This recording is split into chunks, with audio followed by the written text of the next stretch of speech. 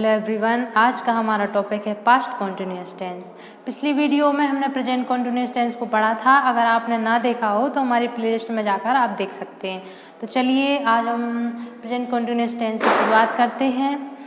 ऐसे वाक्य जिनमें मुख्य क्रिया के साथ आपको रहा था, रही थी, रहे थे मिलता है तो वो पास्ट कॉन्टिन्यूअस टेंस का सेंटेंस होता है।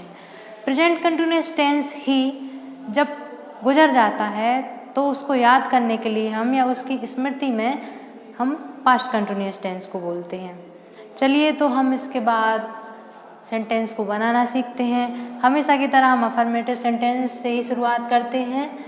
अफर्मेटिव सेंटेंस में हम सबसे पहले लिखते हैं सब्जेक्ट, फिर हमें यहाँ लिखना होता है सब्जेक्ट के बाद हेल्पिंग वर्ब।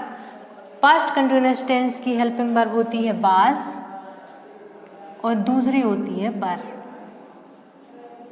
हेल्पिंग वर्ब हो जाने के बाद हमें लिखना होता है मेन वर्ब। तो यहाँ आएगा मेन वर्ब का फर्स्ट फॉर्म और उसी के साथ लगेगा हमारा आईएनजी, फिर लिखेंगे हम ऑब्जेक्ट। बाज वर्ब का और देख लीजिए आप। अगर आपको सिंगुलर सब्जेक्ट मिलता है तो आप बाज लगाएंगे, अगर आपको प्लूरल सब्जेक्ट मिलता है तो आप वर लगाएंगे। सिंगुलर सब्जेक्ट मतलब एक वचन के साथ आप लगाएंगे बाज,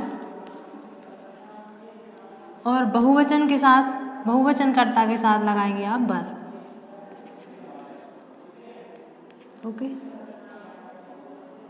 चलिए तो हम एग्जाम्पल देख लेते हैं। एग्जाम्पल में और अच्छे से समझ में आ जाएगा। जैसे यहाँ पे लिख रही हूँ मैं खेल रही थी। एक और लिख दे रहे हैं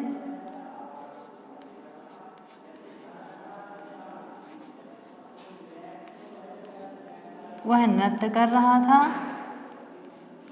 इसको बनाएंगे हम। इसमें ये अफर्मेटिव सेंटेंस है। अफर्मेटिव सेंटेंस मतलब ना तो कोई इसमें प्रश्न पूछा गया हो और ना ही इसमें मना की गई हुई, मतलब नहीं होना चाहिए। तो ये अफर्मेटिव सेंटेंस हो गया। सबसे पहले हमें सब्जेक्ट लिखना है। अब इस लाइन में सब्जेक्ट है मैं को बोलेंगे हम आई, हमने आई लिखा। फिर हमें लिखना है हेल्पिंग वर्ब। या तो हम बाज लिखेंगे या तो वर लिखेंगे सब्जेक्ट के अकॉर्डिंग।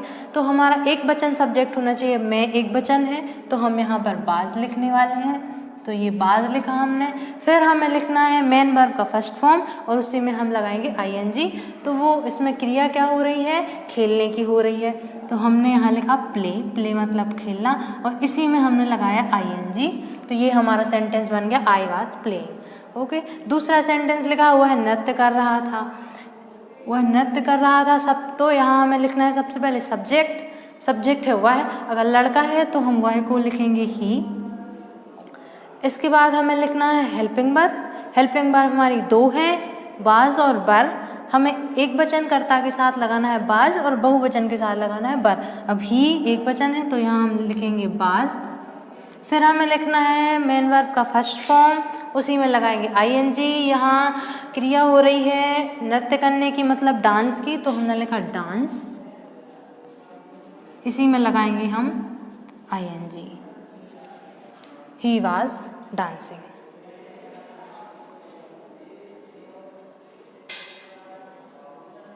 चलिए तो ये हो गया हमारा अफर्मेटिव सेंटेंस। अब हम बनाना सीखते हैं नेगेटिव सेंटेंस।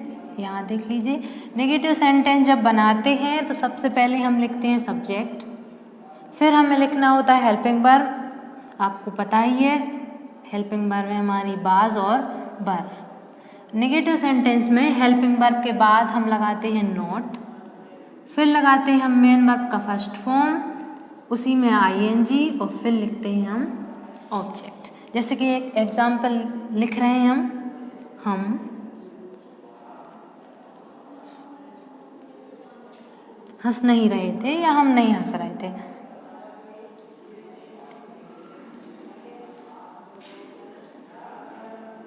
ये हो गया। सबसे पहले हमें सब्जेक्ट लिखना है तो सब्जेक्ट हो गया इसमें हम मतलब वी, तो हमने वी लिखा। अब हमें हेल्पिंग वर्ब लिखनी है बाज और वर में से सब्जेक्ट के अकॉर्डिंग कोई एक। तो एक वचन के साथ वाज लगाएंगे, बहुवचन के साथ हम वर लगाएंगे। तो बी के साथ हम लगाएंगे वर। फिर हमें लिखना है मेन वर्ब का फर्स्ट फॉर्म, इसमें क्रिया हो रही है हंसने की, तो हंसने को लिखेंगे हम लाफ और इसी में लगाने वाले हम आईएनजी, तो ये हो गया हमारा लाफिंग। ठीक है, इसके बाद हम देखते हैं कि इंटेरोगेटिव सेंटेंस कैसे बनाते हैं। इंटेरोगेटिव दो तरीके से हम हमेशा की तरह बताते आए हैं, या तो हम हेल्पिंग वर्ब को आगे करके बनाएंगे या तो हम WH वर्ड को। जैसे हेल्पिंग वर्ब को आगे करते हैं तो बनेगा हमारा, सबसे पहले हेल्पिंग वर्ब आगे होगी बाज और बर, यानी कि फिर सब्जेक्ट पीछे हो जाएगा। यहाँ की हेल्पिंग वर्ब आगे आ गई है, सब्जेक्ट यहाँ क्या बचता है मेन वर्ब का फर्स्ट फॉर्म, इसी में लगाएंगे हम ING, ऑब्जेक्ट और क्वेश्चन मार्क। ये हमारी मेन वर्ब को आगे करके हो गई। और एक और तरीका है जब हम WH वर्ड को आगे करते हैं, वो WH वर्ड को आगे किया और बाकी सेम, मतलब हेल्पिंग वर्ब आगे बाज वर्ब फिर सब्जेक्ट, मेन वर्ब का फर्स्ट फॉर्म ING उसी में लगाएंगे, ऑब्जेक्ट लिखेंगे और लास्ट ही लगा देंगे हम क्वेश्चन मार्क। ठीक है, जैसे देख लेते हैं, क्या तुम खेल रहे थे, ये हमने लिखा है एक इंटेरोगेटिव सेंटेंस। और एक और लिखा,